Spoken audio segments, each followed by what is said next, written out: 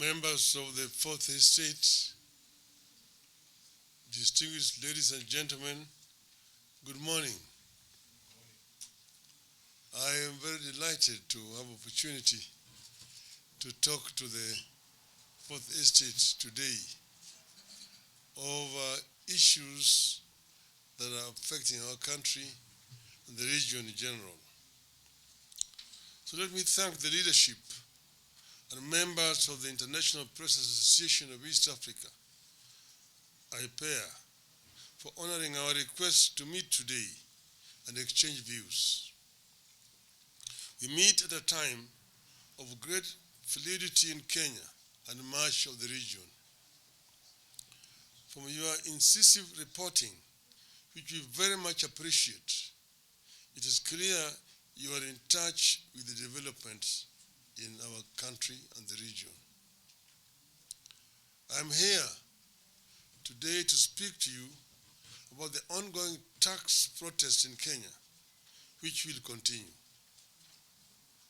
We will also talk about a problem we never anticipated: the unprecedented horrors of police brutality against the protesters. With the constitutional guarantee for protests, we never imagined that police would outlaw protests, confront protesters, and kill so many as is the case now. We never expected the state-sponsored genocide that is taking place.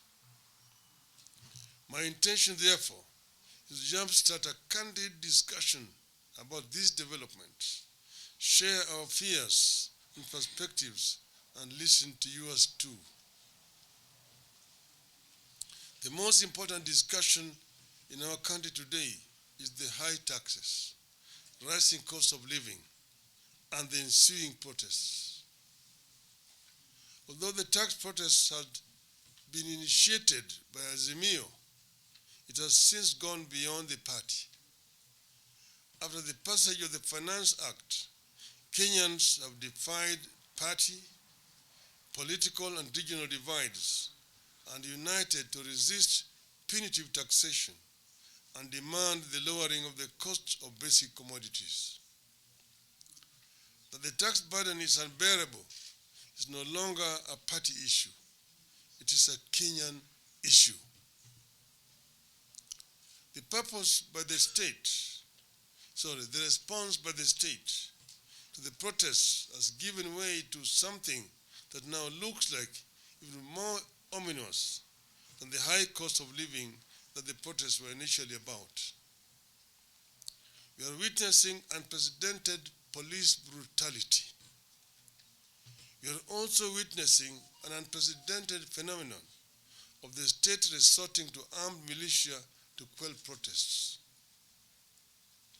You have visited hospitals and morgues, and you have established that police and hired gangs have shot and killed or wounded scores of people at close range. Some have been shot from the back as they fled or in a position of surrender. The shots have been aimed at the vital organs and the delicate parts of the victims, like the stomach, the spine, the heart, the chest, and the head. All the victims have been unarmed. Underscore the word unarmed. These protests were about the cost of living and excessive taxation, and they will continue as such. But we are now forced to deal with the question of policing in a supposedly democratic state like Kenya. Police being deployed to break the protests have failed to act in accordance with the Constitution and the law. First, there is no legal backing for police breaking up protests. The protests are protected by Section 37 of the Constitution. We are left wondering whether the Constitution has been suspended or the Constitution itself is a lie. Even if we were to assume that police have a right to break up protests, which they don't have, there is no justification whatsoever for the use of live bullets against unarmed civilians. If the aim is to break up protests, then what is the justification for police to pull people out of their homes and shoot or clobber and kill them, as is happening in parts of the country, particularly in Kisumu and the slums of Nairobi? When police follow you into your house and start clobbering or shooting, what are you supposed to do? We expect security forces to carry out their duties and responsibilities with a complete impartiality and without regard to ethnicity, political persuasion, or other partisan considerations. In these protests, the police are partisan. They have ethnic formations, and they're pursuing an ethnic agenda. That is why we believe we're in the formative stages of genocide and political persecution sanctioned by the state, like happened to the Jews in Germany. The deployment of the police officers in parts of the country, including Nairobi, depicts a determination by the state to perpetuate ethnic cleansing.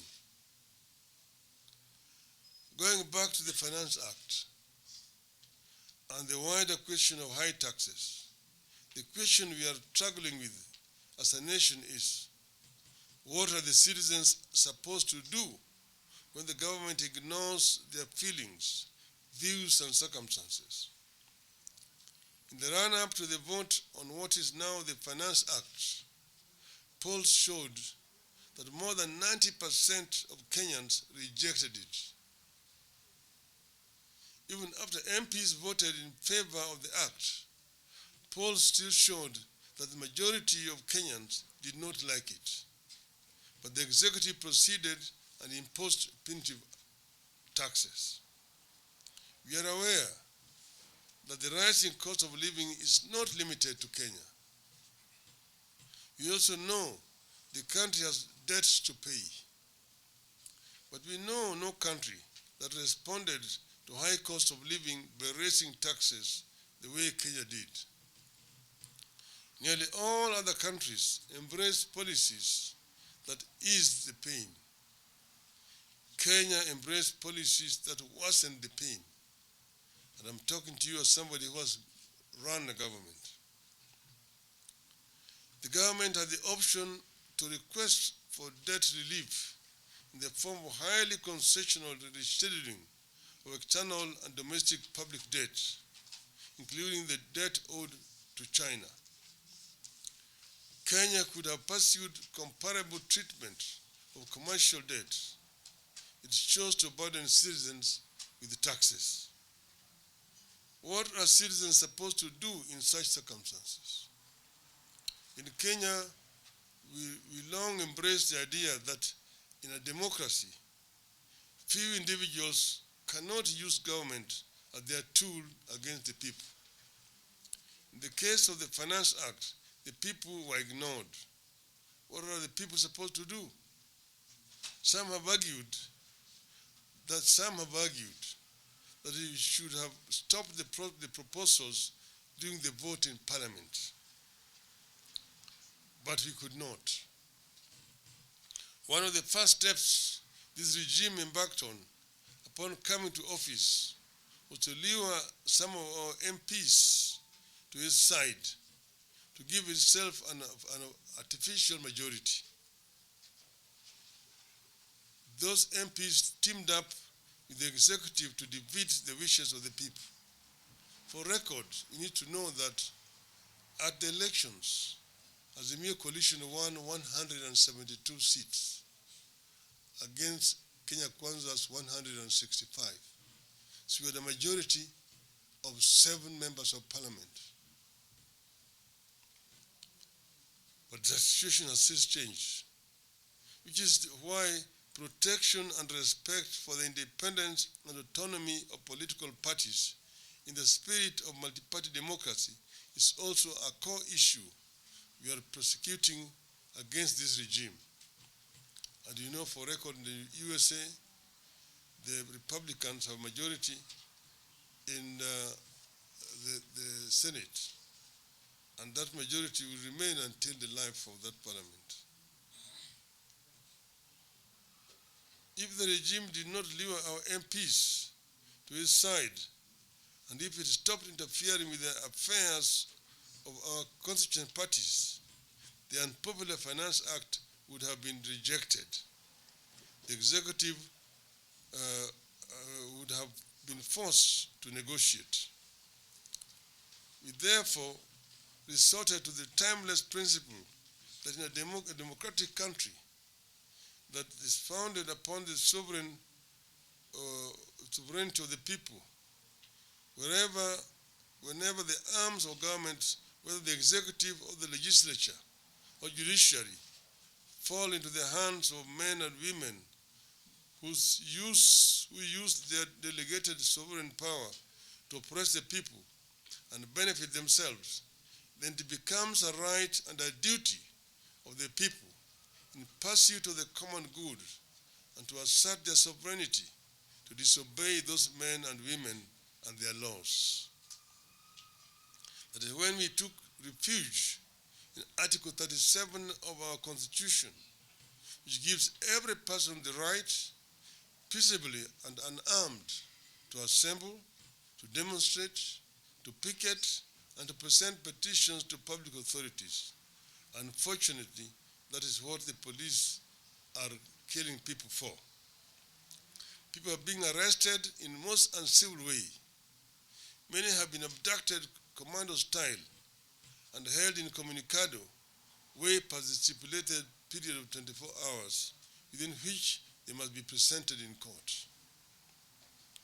Both police and hired goons are trailing, arresting, and shooting people from unmarked vehicles, and those with foreign number plates, raising the question of whether these are police or thugs. Police have also taken over the corridors of justice in our courts. They have attacked families of people seeking justice in court. Honorable Babu Owino was abducted and ferried away from court corridors after being released on bail. Police have attacked journalists and chased them from the court corridors. Protesters, including Azimio leaders, are being put under house arrest and constant surveillance and persistent threat of being arrested.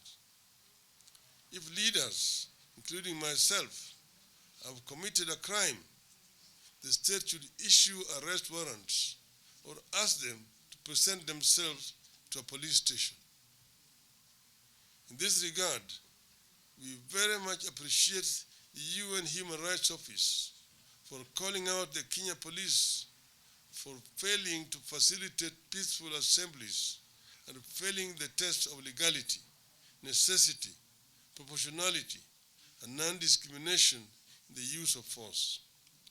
Firearms should never be used to disperse protests, but police are doing so here. Which is why we are currently assembling more evidence, which we will shortly present to the International Criminal Court with an appeal to the court to open a file on state-sanctioned police atrocities in Kenya.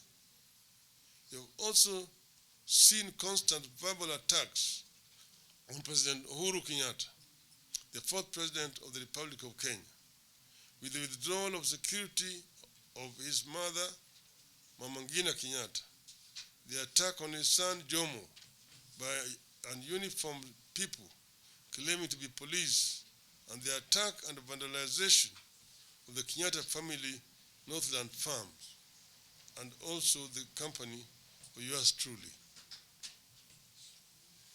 These developments are alien to this country. As a country, we adopted an unwritten rule that for the sake of stability and dignity of our nation, we shall as much as possible let the retired president live in peace. We left President Moi and President Kibaki in peace. Appreciate the good they did and learn from their mistakes. This is pretty much the case in virtually all countries, unless a retired president is actively involved in undermining the state. The developments here are therefore very worrying. I fear for my country. I have lived in a dictatorship before. I fear a new dictatorship is taking roots here, and our work is cut out for us. We therefore see this as a time of great fluidity for Kenya and the region. If Kenya goes off the rails, it will take down with it huge chunks of the East African community, the Horn, and the Great Lakes region. We feel it is important to keep the world well informed of these developments. We need the understanding of the world in our endeavors to ensure a peaceful and prosperous future in the region. We have long prided ourselves as the buffer for democracy, the anchor state, and the biggest economy in this region. These features are under serious threat. Because of high taxes, weak currency, high cost of power, corruption, and nepotism, investors are fleeing and our currency is forever falling.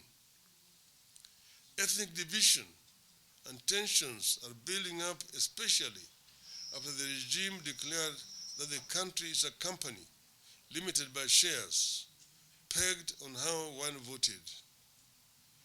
That policy is actually being implemented, which is why only one ethnic community is being hired to strategic positions in the public service. That's why we are prosecuting the need for inclusivity. As things stand, I fear we are marching down a very slippery path. Even on matters in which we were absolutely clear and we were seen to be providing leadership, we are beginning to fumble and send mixed signals. Take the case of climate change. Kenya has been a clear leader here, investing in clean green growth and raising forest cover.